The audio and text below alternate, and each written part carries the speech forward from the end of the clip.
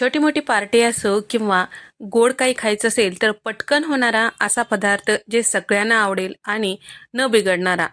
तर आज आपण कस्टर्ड मिल्क ब्रेड पाहणार आहोत. त्यासाठी इथे आपल्याला पहिल्यांदा कस्टर्ड करून घ्यायचं आहे.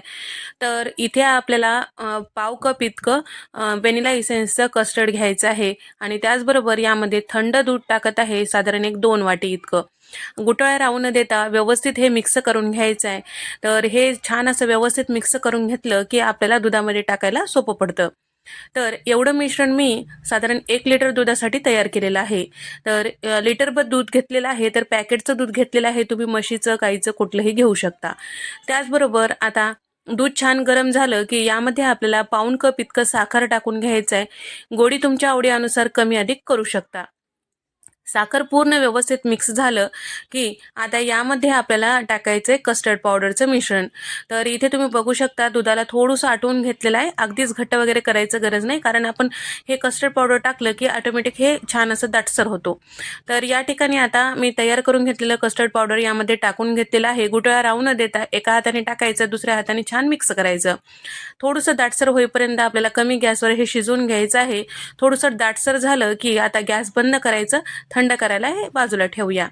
आणि त्याचबरोबर आता कस्टर्ड ब्रेड म्हटलं की ब्रेड आलंच. तर इथे मी ब्रेड घेतलेला आहे. इथे मी व्हाईट ब्रेड घेतलेला आहे. तुम्ही ब्राऊन ब्रेड सुद्धा घेऊ शकता. या पद्धतीचा ब्रेडच्या पॅकेटमध्ये जे लास्टचा ब्रेड असतो ते काढून टाकायचं किंवा फर्स्टला असतो ते काढून टाकायचं, कारण अशामुळे तळते वेळेस हे करपल्या जातो. आणि ब्रेडचा जो चौकोनी भागाला काठं असतात भाजल्यासारखं, ते काढून टाकून या पद्धतीने छोटे छोटे काप करून घ्यायचं आहे. तर इथे मी चौकोनी छोटे काप करून घेतलेले आहे. आता आपल्याला हे तळून घ्यायचं आहे किंवा फ्राय करून घ्यायचं आहे. इथे मी तूप टाकून घेतलेलं आहे पॅनमध्ये. तुम्ही तेलातही तळू शकता, पण तुपामुळे छान अशी चव येते. तर या ठिकाणी आता पॅनमध्ये बसेल एवढे आपल्याला हे ब्रेडचे काप टाकून घ्यायचं आहे आणि लवकर हे भाजल्या जातात. पटपट आपल्याला पलटून घ्यायचं आहे, कारण ते ऑलरेडी हे बेक झालेलं असते ना ब्रेड, त्याच्यामुळे हे पटकन भाजल्या जातात. दोन्ही साईडला आलटून पलटून कुरकुरीत होईपर्यंत हे छान तुपामध्ये भाजून घ्यायचं आहे. त्यानंतर ताटामध्ये काढून घ्यायचं आहे. तर या पद्धतीचं भाजलेले हे जे ब्रेडचे स्लाइस आहेत सूपमध्ये वापरू शकता आणि त्याचबरोबर नुसतं खायला देखील मस्त खमंग लागतो. तर या ठिकाणी आता हे सगळे ब्रेड या पद्धतीने मी तळून घेतलेला आहे. तर या पद्धतीने छान लालसर व्हायला पाहिजे, म्हणजे छान कुरकुरीत होतो आणि खायला कस्टर्ड ब्रेड छान लागतो. तर या ठिकाणी आता इथे आपले सगळे ब्रेड याच पद्धतीने तळून घेतलेलं आहे आणि जे आपलं कस्टर्ड होतं ते थंड करायला ठेवलेलं होतं. आता पूर्णपणे थंड झालं की यामध्ये साधारण अर्धा चमचा इतकं वेलची पावडर टाकून घेतलेलं आहे आणि त्याचबरोबर यामध्ये केसरचं दूध टाकून घेतलेलं आहे. साधारण एक 7 ते 8 केसरच्या काड्या गरम पाण्यात भिजवलेलं होतं आणि ते आता दूध यामध्ये टाकून घेतलेलं आहे, तर एक्स्ट्रा फ्लेवर मस्त येण्यासाठी.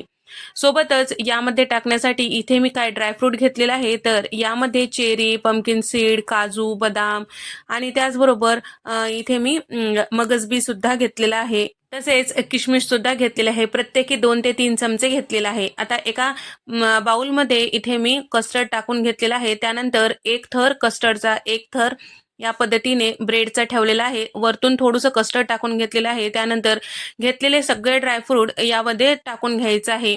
तर तुमच्या आवडीनुसार ड्रायफ्रूटचं प्रमाण कमी अधिक करू शकता. तर या पद्धतीने लेअर करून जर तुम्ही करताल तर दिसायलाही मस्त दिसते आणि मस्त असं लेअरवाला हे कस्टर्ड तयार होतो.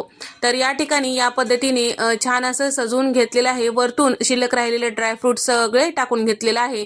तर जेवढे तुम्ही वरतून जास्त टाकताल दिसायलाही मस्त दिसतो. तर यामध्ये बिघडायचं काही काम नाही, पूर्वतयारी करायची गरज नाही. आयत्या वेळी करू शकता आणि पटकन काही गोड पदार्थ करायचं असेल तर तुम्ही हे पदार्थ नक्की करू शकता. साधी सोपी पद्धत आहे.